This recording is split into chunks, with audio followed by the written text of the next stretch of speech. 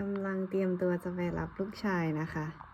ก็เลยโผล่ออกมาดูที่หน้าต่างนิดนึง วันนี้ไม่มีหมอกคนวันนี้มัน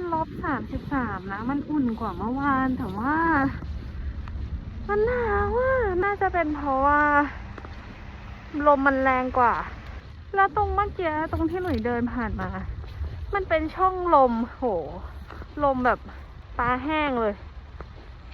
กำลังฝ่าความหนาวไปหาลูกชายอยู่จ้ารอแบบว่าแป๊บนึงนะ1 2 3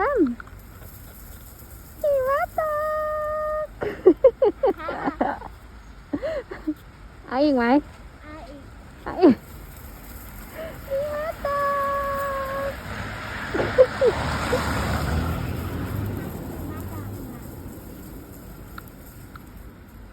ไปยัง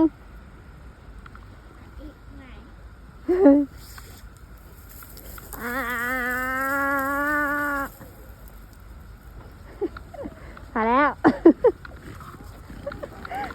เดี๋ยวสิหิมะเต็มไปหมดมาปัดให้อย่าเพิ่งเดินปัดก่อนรอด้วย